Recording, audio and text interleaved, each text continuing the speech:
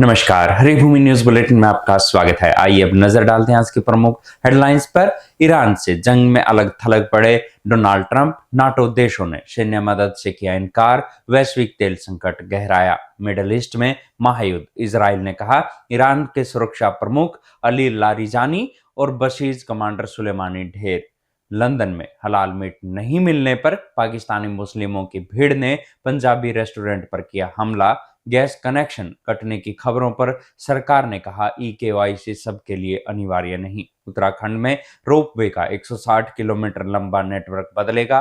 पहाड़ों की तस्वीर, केदारनाथ और हेमकुंड साहिब की राह होगी आसान। अब खबरें विस्तार से। ईरान और इजराइल के बीच जारी भीषण युद्ध अब एक निर्णायक और जटिल मोड़ पर पहुंच गया है। अमेरिकी राष्ट्रपति डोनाल्ड ट्रंप को उस समय बड़ा कूटनीतिक झटका लगा जब उनके प्रमुख नाटो सहयोगियों ने इस युद्ध में सीधे तौर पर शामिल होने से हाथ पीछे खींच लिए। ईरान की ओर से दुनिया के सबसे महत्वपूर्ण तेल मार्ग हॉर्मुज स्ट्रेट की घेराबंदी करने के बाद वैश्विक अर्थव्यवस्था चरमरा गई है। ट्रंप ने इस रास्ते को खुलवाने के लिए सहयोगी देशों के युद्धपोत भेजने की अपील की थी, जिसे जर्मनी, फ्रांस, ब्रिटेन और इटली जैसे देशों ने सिरे से खारिज कर दिया है। जर्मनी ने स्पष्ट किया है कि ये यूरोप की जंग नहीं है, वहीं ब्रिटेन ने किसी भी सैन्य संघर्ष में फंसने से इनकार किया है। नाटो देशों का मानना है कि बमबारी समस्या का समाधान नहीं है और वे कूटनीति पर जोर दे रहे हैं। दूसरी ओर इजराइल ने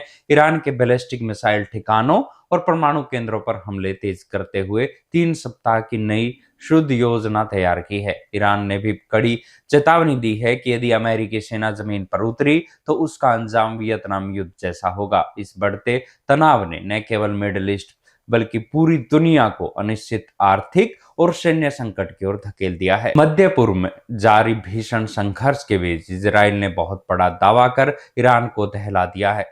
इजरायली रक्षा मंत्री इजराइल कार्ड्स के अनुसार रात को की गई एयर स्ट्राइक में ईरान के सबसे शक्तिशाली अधिकारियों में शुमार और सिक्योरिटी चीफ अली लारिजानी मारे गए हैं। यदि इस खबर की पुष्टि होती है तो ये खामनेई के बाद ईरान के लिए सबसे बड़ी क्षति होगी। इसके साथ ही इजरायली सेना में बशीज पैरामिलिट्री फोर्स के कमांडर गुलाम रजा सुलेमानी को मार गिराने का दावा किया है। हालांकि ईरान ने अभी तक इन मौतों पर चुप्पी साध रखी है। इस युद्ध का वैश्विक असर अब डराने लगा है। मिडल ईस्ट के तेल की कीमतें आसमान छूते हुए $153 प्रति बैरल तक पहुंच गई है, जिससे दुनिया भर में ऊर्जा संकट गहरा गया है। श्रीलंका जैसे देशों ने तो ईंधन बचाने के लिए सरकारी दफ्तरों में 4 दिन के कामकाज का नियम लागू कर दिया है।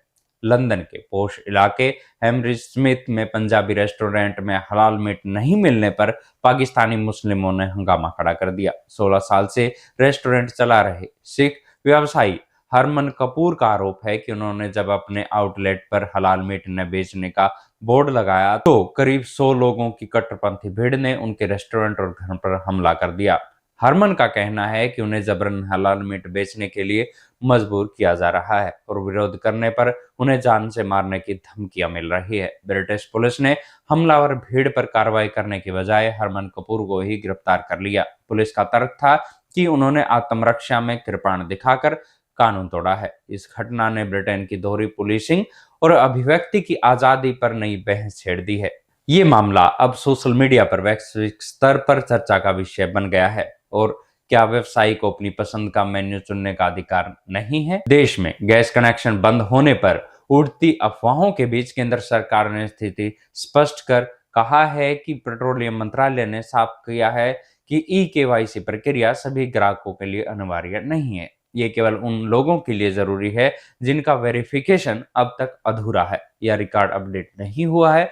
उज्ज्वला योजना के लाभार्थियों को साल में एक बार बायोमेट्रिक वेरिफिकेशन करवाना होगा, विशेषकर उन ग्राहकों को जो 7 से अधिक सिलेंडर पर मिलने वाली सब्सिडी का लाभ उठाना चाहते हैं। सरकार ने यह भी स्पष्ट किया है कि ई-केवाईसी प्रक्रिया घर बैठे मोबाइल ऐप के जरिए मुफ्त में की जा सकती है। इसके लिए गैस एजेंसी जाने की आवश्यकता नहीं है। ये स्पष्टीकरण ऐसे समय में आया है जब ईरान इजराइल युद्ध के कारण वैश्विक ऊर्जा संकट गहरा गया है और स्ट्रेट ऑफ हॉर्मुज मार्ग प्रभावित होने से भारत में एलपीजी की आपूर्ति बाधित हुई है। आपूर्ति संकट की वजह से सिलेंडर बुकिंग के नियमों में भी बदलाव किए गए हैं।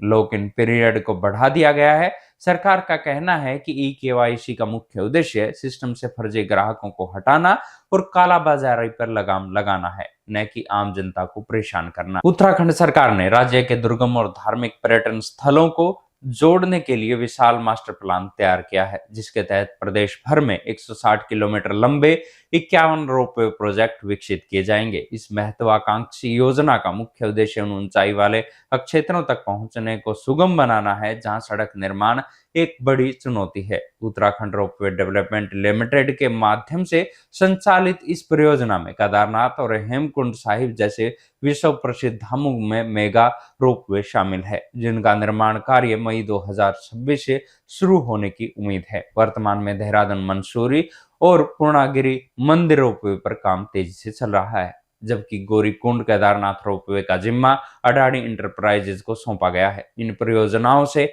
न केवल तीर्थ यात्रियों का सफर सुरक्षित और समय की बचत करने वाला होगा, बल्कि स्थानीय स्तर पर पर्यटन और रोजगार के नए द्वार भी खुलेंगे। सरकार का लक्ष्य है कि अत्याधुनिक तकनीक से लैस इन रोपवे के जरिए उत्तराखंड को विश्व स्तरीय सुलभ पर्यटन केंद्र के रूप में स्थापित किया जाएगा।